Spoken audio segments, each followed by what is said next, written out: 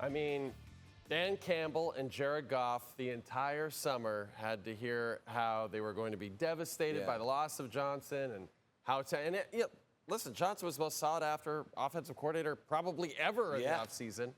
How good must it feel for Goff and Campbell to win this game in the way that they did? Unbelievable. You say the way that they did. We'll start there first. It wasn't like they just had one thing going.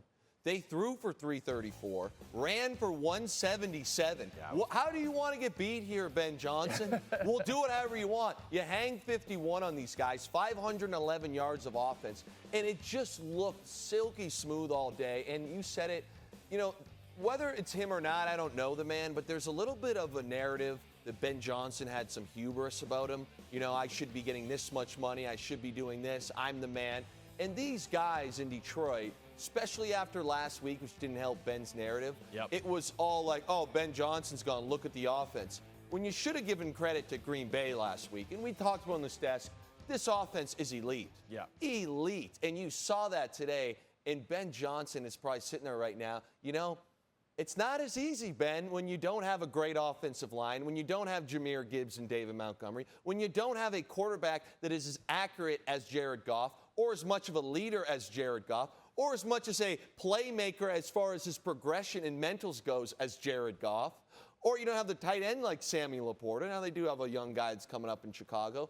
But as much as I do credit Ben Johnson for some of the Lions' success, I credit the players in Detroit for a lot of their success. So I think that was the narrative has been a bit righted, I would say, and I'm pretty excited about that for Detroit fans. And I loved what you said last week. You mentioned it. They lose to Green Bay. You're like, don't panic. You were not panic. And obviously, this is a great example of why nobody needed to panic. He's a professional now. That's right.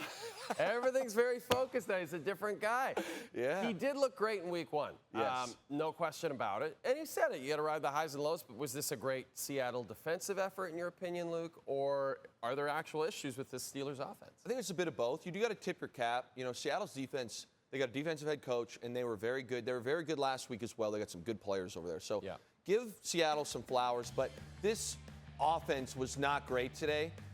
The interceptions, the second one was 4th and 10, end of the game, and this is a bad bounce. I'm not putting this one on Aaron. But what I was concerned about was they almost never pushed the ball down the field today. Yeah. And their run game was not great. They didn't average very many yards per carry. And I say push the ball down the field, it's DK Metcalf time. Yeah. Like, you brought him in here, and I'm kind of waiting for that Jordy Nelson back shoulder, that teardrop that Aaron's known for, to give DK a shot down the field. I played a few years with this man. I'm telling you, Jay, if there's a guy who can run down the field and make plays, his name is DK Metcalf. He ends with 3 for 20. And again, the touchdown was just kind of a big body play. It wasn't anything like schematically brilliant. So I'm not concerned I want to go that far, but I am starting to raise my eyebrow like, hey, you got this physical specimen in DK. Yep. You've got Aaron, who's still, if he's shown one thing through the first 2 weeks, the arm is still there. The mobility maybe isn't as it was, but the arm is still there. Let's push the ball down the field, give our guys a chance a little bit. That's where my head goes right now. But I kind of liked what Aaron said there. It's week 2. They're 1-1. The bad pick in the end zone, followed up by the kickoff that we let them score. You feel bad for the kid. In a way, I feel like the coaches have to put a little bit of that on themselves. Totally. You don't have the guys prep, but I do love a good angry Tomlin interview. It is true. Yeah, I do enjoy it every day of our lives. But you said the Steelers are 1-1. Your Seahawks are 1-1. Yeah. They didn't look that bad at all against the Niners last week, even though it was a loss. What do you think of your Seahawks right now? I know defensively you're real happy with how they look. What about offensively under Sam Darnold? I think there's been some flashes. This was better than last week. Cooper Kupp got a little more involved. The big thing for me was Kenneth Walker. Between the two of them, Charbonnet and Kenneth Walker, Walker is the more electric guy. They're both great. In week 1, he was still a little bit hampered, I believe, from an ankle injury.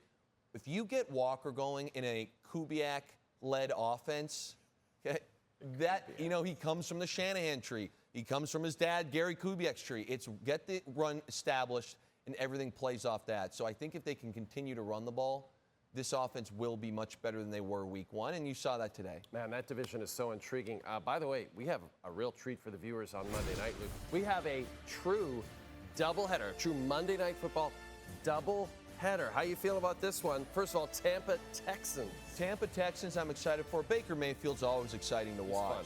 But I'll tell you what I'm real fired up for. Harbaugh versus Pete Carroll. We're back. We are back. There is no love lost between Pete Carroll and Jim Harbaugh. Oh, I man. can't wait for the post-game Yes. handshake.